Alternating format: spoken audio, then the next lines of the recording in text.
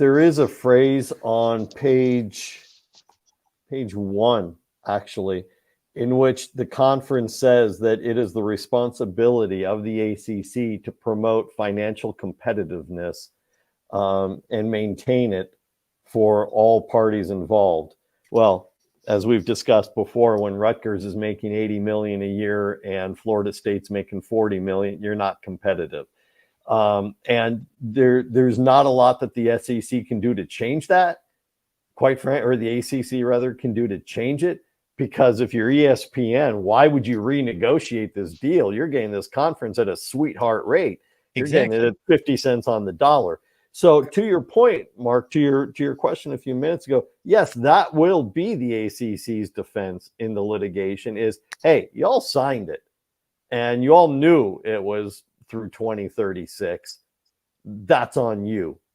Especially when your major source of revenue is a national TV contract, and that coincided the signing of a national TV contract. So where did any of these schools think that this increase in revenue was going to come from? There is no reasonable measure by which anyone could have looked at this in 2013 and said, well, this is, look, the schools were foolish. Everybody was foolish because when we're talking about media, and we've talked about this when it came to the Pac-12 deal that, back in 2011 or whenever it was signed, 2012 was the biggest media deal in the history of college sports, but it was a 10-year deal. And the rest of the world passed them by somewhere around year 6 or 7. The rest of the sports world has passed the ACC by. If the ACC lives with this and everybody has to stay in place and the ACC stays as is because of the grant of rights, no offense to any of the schools, but you're going to be the MAC financially is what you're going to be. You're going to be making the same amount of money as the MAC schools at that point. Congratulations. It is a viable defense for the ACC to say you signed it. There will be the argument that there were unforeseen circumstances, which was new TV deals and so on. But That's horrible defense. Oh, it's a terrible defense. Well, the problem anybody with half a brain knows that when the TV contracts come up, that the Big Ten and the SEC were going to make so much more money. Sure. But the point is that there is a competitive nature clause in the contract tells you that the ACC had a responsibility that we don't know. There's no indication that the ACC has ever gone back to ESPN to ask to renegotiate the deal based on any of these factors. They're just writing it out. Jim Phillips, time and time again, and again, this was not his document. This was Swafford's document when he was commissioner, but Phillips inherited it, and he brings it up time and time again. ACC media days when I'm there, badgering him with questions. That we're really happy the grant of rights will hold everybody together. He embraces it because it is his only hope of holding everyone together. The minute the grant of rights is opened up in any capacity, the conference is over. There's going to be shifting and there's going to be moving. The bottom half is going to, become a bunch of G5 schools. And it'll be a very short tenure at that point for Commissioner Phillips. Why can't it be a 10-team conference that's better than any other G5 conference? Wouldn't it just become it can be, but when it opens up, you're going to have ESPN coming in and saying we want to lower the financial threshold we're willing to pay. And the question will be, will those remaining 10 schools, Virginia and Boston College and Syracuse, are they going to be all good with it? To me, you would have to be, because you don't have a lot of other options. If you're Wake Forest, where else are you going to go? Right. But it will be intrinsically damaging to the conference financially. One thing about contracts, all contracts are meant to be broken. Sure they are. Including TV deals. Sure they are. And one of the things that if Florida State were to join the Big Ten or the SEC, that would be another media entity added to it, which would also bring you to the renegotiation table to be able to see what you're doing because you're adding in a new market. So upon adding a West Coast market, which you never had before, into the ACC, you didn't even, in a Midwest market, you didn't even beat the table. So, and then also during the time that you signed since the GOR was signed and other things have done, we had this thing called a nationwide shutdown, in which you did have somebody by the gonads, and you allowed somebody to come in and participate and then leave when they wanted to. So the problem with all of those different things is that somebody could clearly say is that as whoever the commissioner was, doesn't matter. The ACC as an entity did not do what was necessary, because this could, again, the ACC can easily make itself one of the strongest conferences by forcing Notre Dame's hand, but you won't. And that also gets you into another company to be able to negotiate with, which is what makes the Big Ten so great. Which I also think what makes the Big Ten great is the Big Ten is who they're with. They're with Fox and then CBS. CBS did lose their SEC distribution, but they picked up the Big Ten. But Fox is coming for ESPN. Fox wants to be the worldwide leader in sports. And that's why they're going West Coast, Midwest, East Coast, and hopefully eventually to the South. So there are different things that go to that. And the last part of it is there has been no consistency in conference pride, which is why Florida State never buys into a conference. Like, Mark, I'm half reading the comments. I see a lot of SEC pride. Have no problem with that. That's what it comes in, because there are people who will make comments like, how look at Florida State, who barely beat Boston College, who got beat by Holy Cross the week before, but would say Bama is great, who barely beat Auburn, who got their asses beat by, was it New Mexico State? Yes. They paid them $750,000, if I'm correct, to come home and beat the hell out of them. Again, it's the pride, but it's the pride in the brand of the SEC. And Mark knows my argument. I say every week that I don't think the SEC is the best conference in football. But I don't think that there's ever been that fostering of that. So that's why you have to take sweetheart deals, because you don't even believe your conference is great, which is tough when the boss man doesn't believe that. James and I are going to have that debate sometime during the off season. But let me make just one clarification here. And this is a slight defense for Commissioner Wofford here. And that's, and Tony, you can correct my numbers here. They're going to be very rough. When the ACC signed this grant of rights contract and the new TV deal, they were roughly, let's say, $32 million per team, and that is escalated per year. So they at least factored that into it, that they wanted a sliding scale, and they're up to about 39 million. Let's say the Big Ten was at 60 or 65 million, in the SEC in that range as well. Okay, let's understand that it wasn't just a bad deal because they didn't get the 60 million that the Big Ten was making, or the SEC, and they were relegated in the 30s.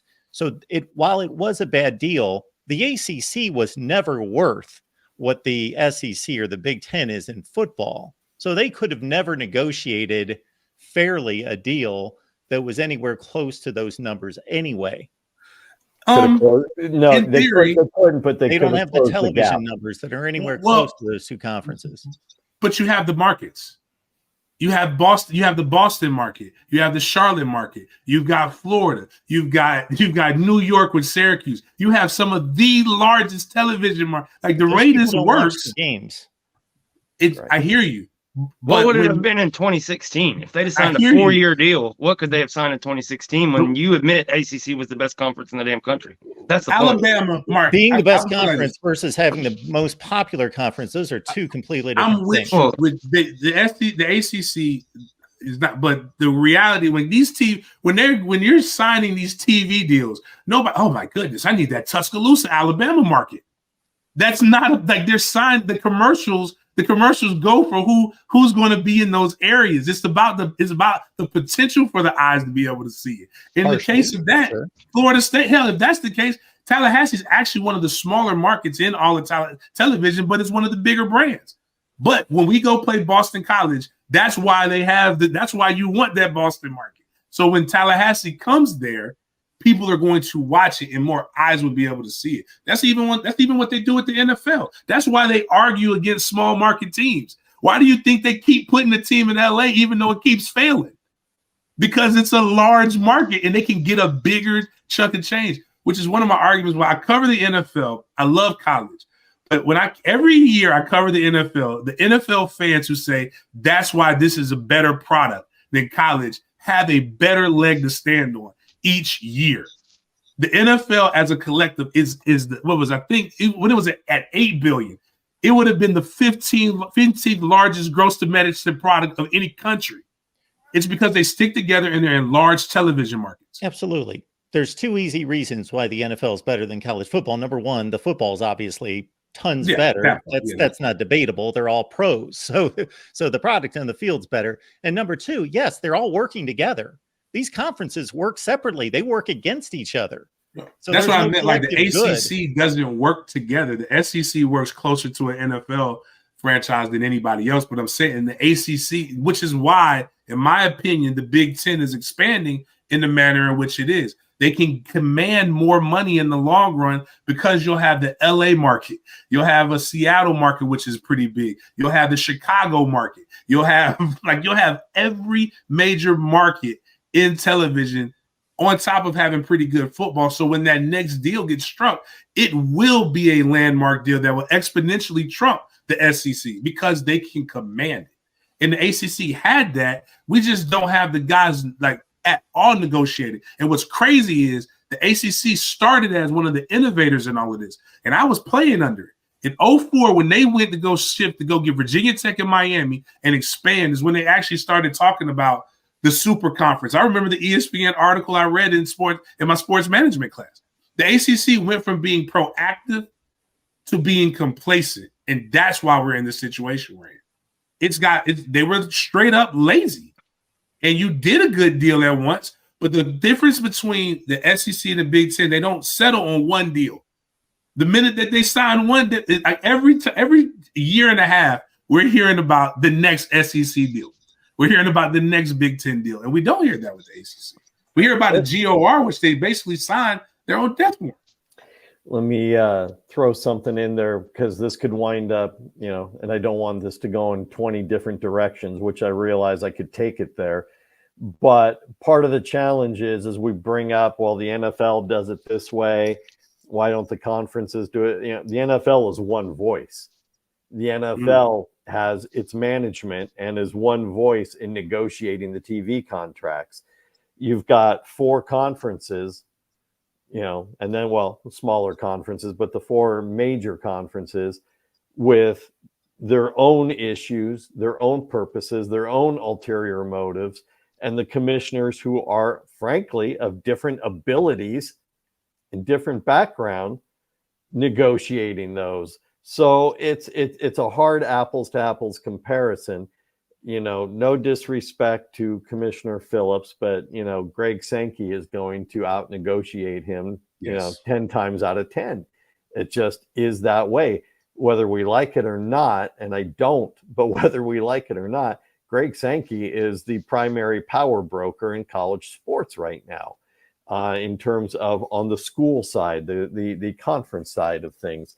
So it's a different environment in which these contracts are getting negotiated. You're getting the best you can get, or at least the best you think you can get. And the ACC, and to Mark's point, Mark, you're right. They were never going to catch the SEC with this deal and the elevator clauses, but you hope to at least close the gap a little bit. And while the SEC was, running a marathon, the ACC was running a 5K. They were moving in small incremental steps while the SEC financially was moving leaps and bounds.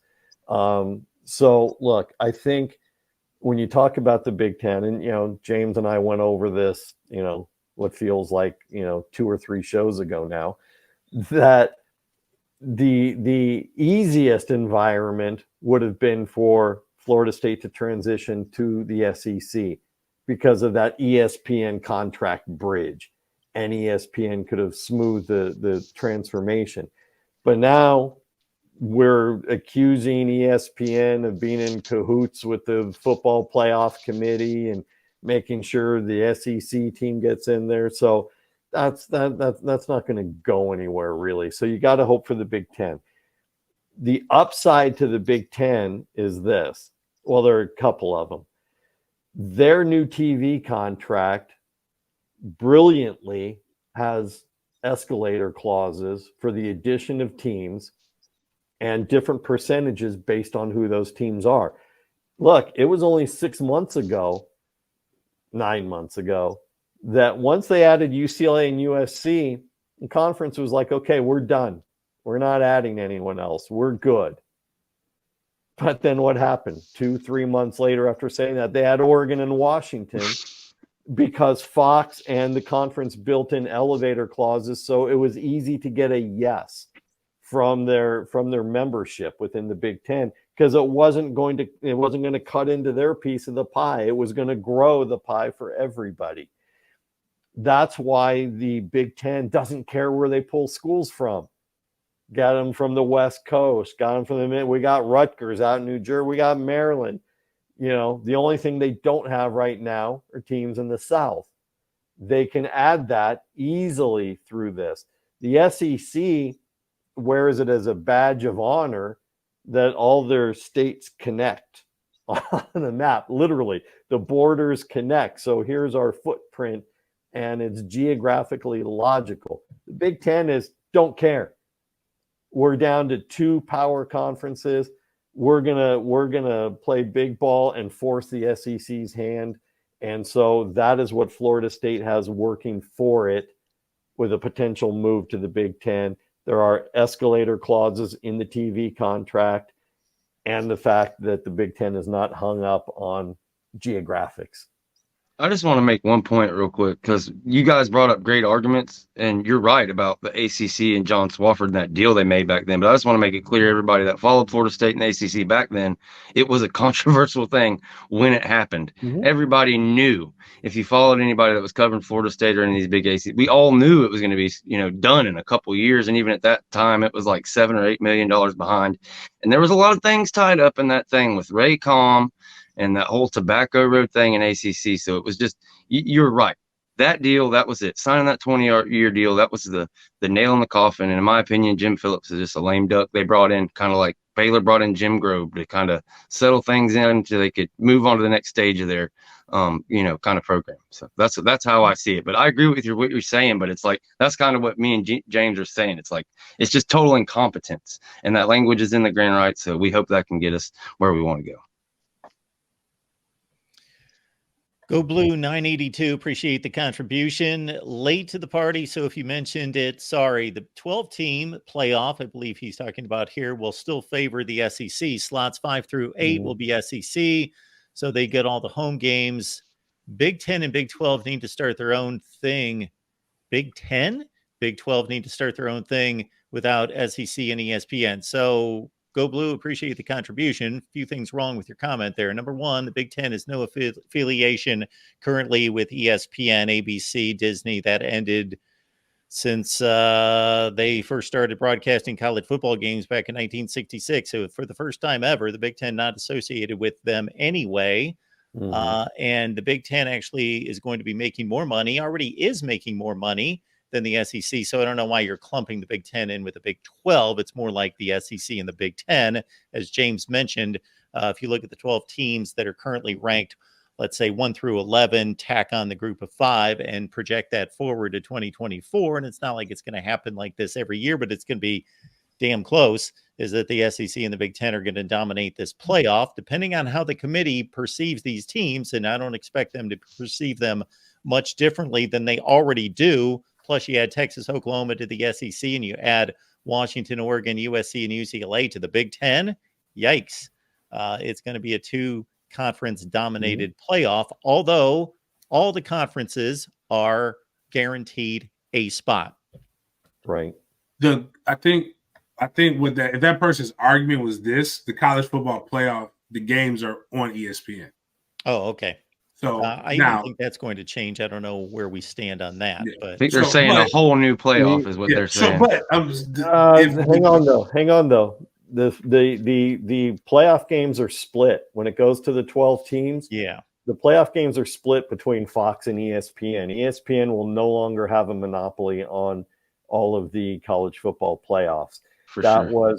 was part of the reason why the Big Ten put in some of the mandates they did, because they wanted to make sure Fox got a seat at the table when it came to the which again was part of the reason why Commissioners Warren and Phillips and Kleofkoff, did what they did in pushing back the vote and pushing back the 12-team expansion to next year, because the Big Ten would then be under a Fox contract. And why you had to have 2 SEC and 2 Big Ten teams in this playoff and get those damn ratings, because this deal's up for the negotiation table as well. It says the ESPN contract goes through 2025. I just looked it up. It does, but it's not an exclusive contract. Okay, so this will be. This is the last year it's ESPN exclusive.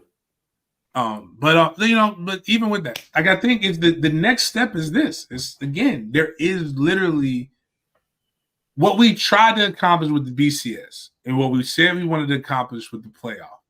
We eventually went back to a more slightly dignified form of what we had before that.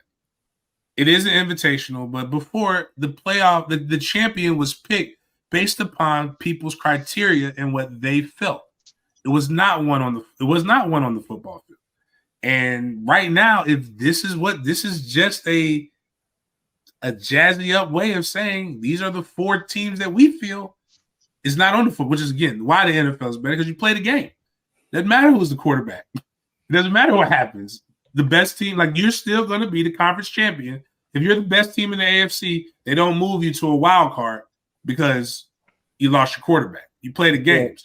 Can't do it in college football, and I'm sorry. I know nobody in the ACC or the SEC wants to hear this, but until y'all start playing 9 conference games and everybody plays 9 conference games, you can't have that equal opportunity like the NFL does. Can't have that argument with FSU though, with their out of conference schedule. I actually agree with the non-conference. But what I'm saying is, if you're going to compare it to the NFL is all running one schedule. Yeah, for sure. The ACC has its thing, and the SEC with their, and Mark knows I get on my soapbox about this.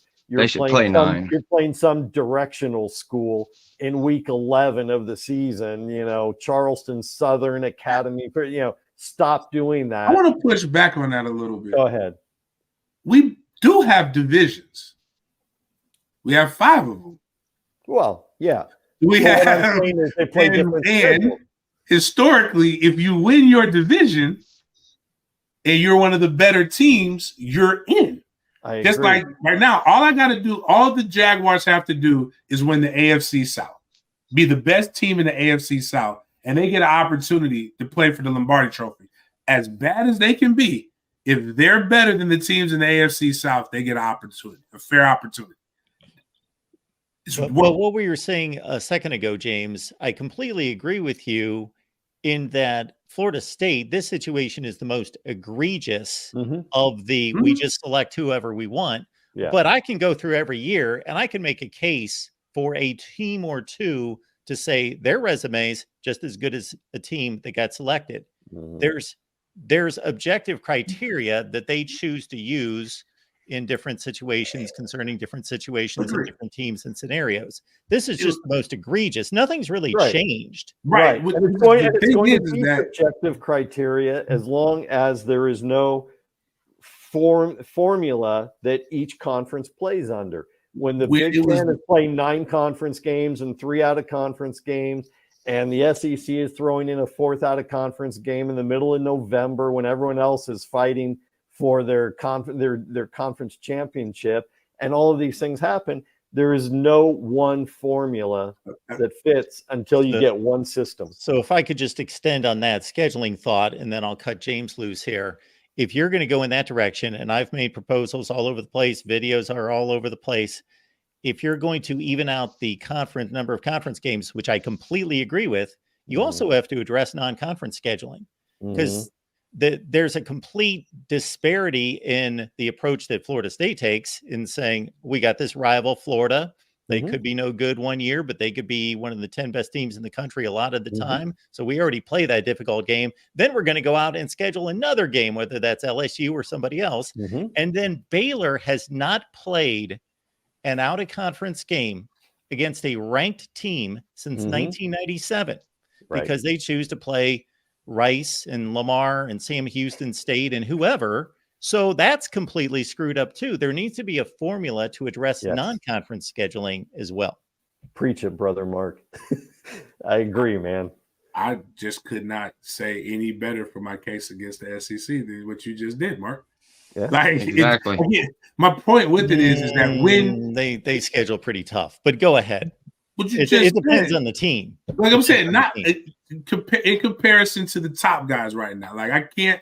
LSU has the Heisman Trophy winner, and we shut him down. Obviously, we had Jay Trapp, but he was shut down. And then we scheduled Florida. It's not our fault. Florida sucks. Like we didn't. Well, I mean, we kind of predicted it, and we say it, but it's kind of a troll more than anything else.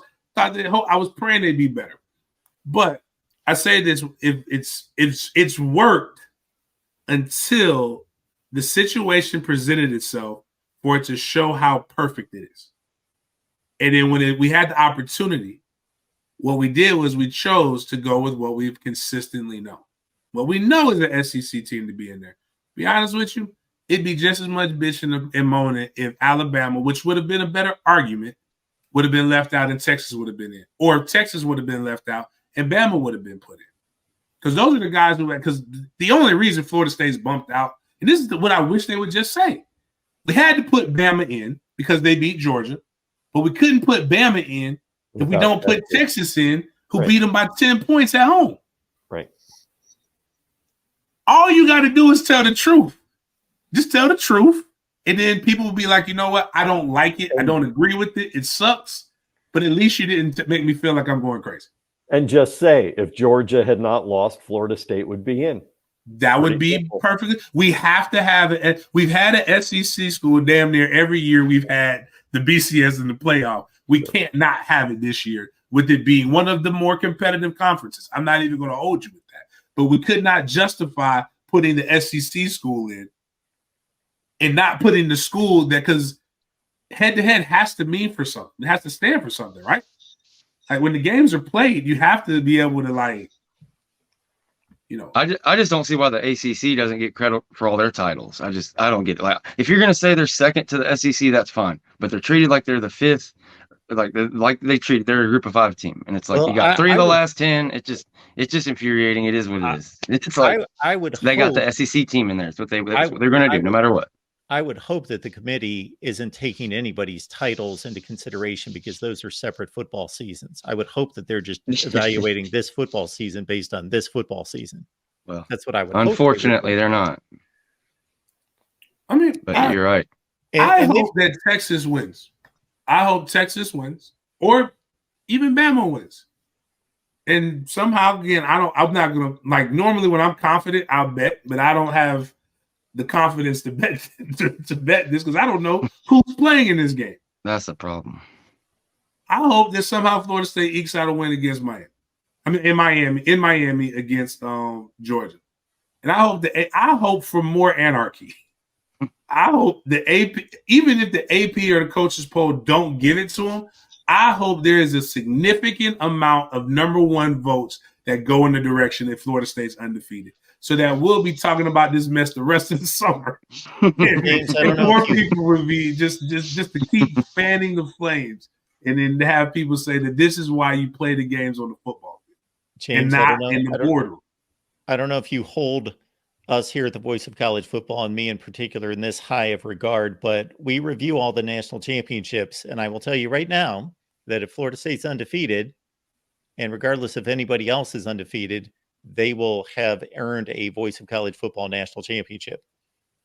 We'll take the UCF. Yours would be the only one to count. Don't give me pro football writers who have left arm who write with their left hands coaches poll.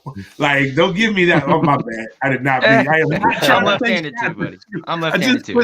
I just put a random. I was trying to say the most random thing that I could say, like UCF said. Like, It's I'm not 50-50 now. that one. But if the AP, the coaches poll, or Mark Rogers poll says we're the national champion, then damn it, I'm making rings. Did y'all talk about Kirk Herbstreet's unhinged rant today yet? Oh my goodness. Oh, yeah. We touched on it a bit, but didn't dissect it. The fact that he came out and he made a few Freudian slips in there because he admitted that they all think Oregon and Georgia are better teams than Florida State. So why are we? Which again goes why back are we to ahead my of them? point. Florida State should, based upon the College Football Playoff Committee's thought process, Florida State should be 7th, I think. Should be ranked 7th. Exactly. If all of those things are to be true. The one-loss teams, like, you can't put them in front of them. We're not going to put a 2-loss team in front of them. So is 5 through 25 most deserving? Only 1 through 4 is the best 4? Is that what it is? And then 5 through 25 is the most deserving? Because that's basically what they've done. Honestly, when you look at the top 25, I think once they got past number 5 or 6, they frankly stopped paying much attention and just put it in. Though, as hell. Because there's a lot of teams in the wrong place in the final top 25.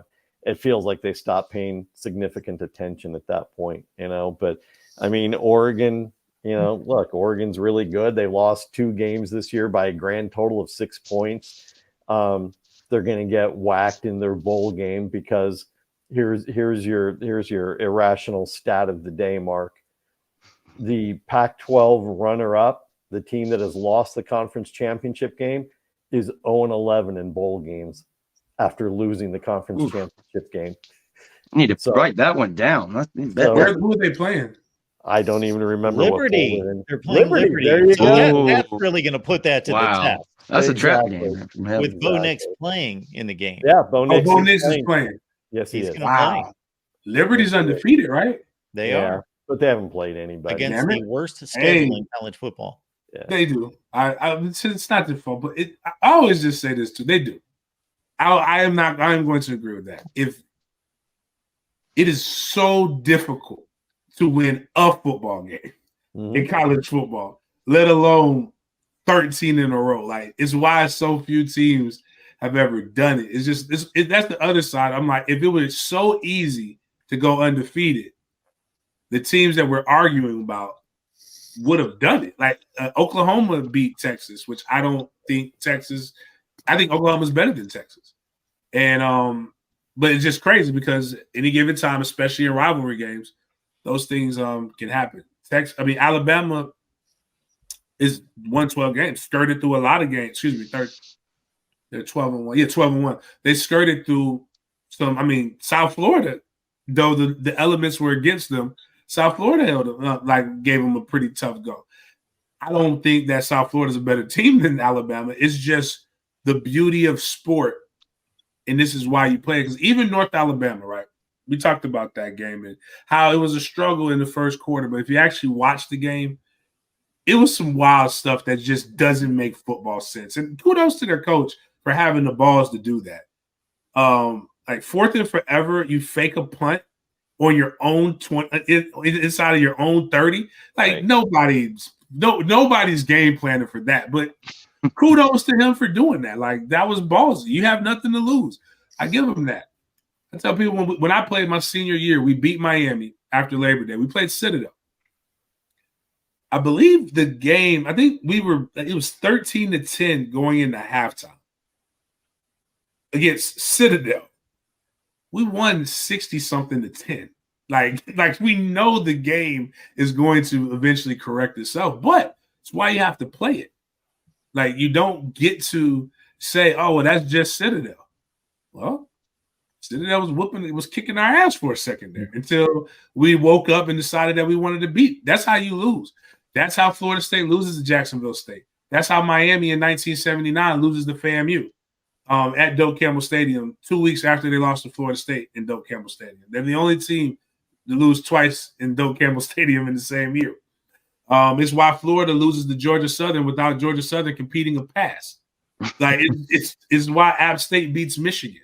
It's the games the game was meant the reason why I love football and I can watch it all day. Even right now watching bad football down here in I don't know where the hell I am in Florida, but my son's playing in some Pop Warner mess that I paid exponential amounts of money for him and his team to come and lose. But they were one of the top teams in this. And they've lost every freaking game because you got to play the games. And that's what makes the game beautiful. But, that's why, again, that's really why like the purist in me would be like, you know what? Let's not change it this year. Like, that's why you expanded it to 12 games so that the one-loss teams that you should argue to get in, for them to get in. But I'm also for anarchy. I also like anarchy. So shout out to our attorney general, and I learned something from you. All other attorneys generals, there you go, who are going out and suing, and maybe we'll take down the NCAA, and we will bring in a more perfect product because there's really only 50 teams that deserve to be in Power 5 that really have a chance to win. If we're being honest. If I serve no other purpose, I got the good grammar in.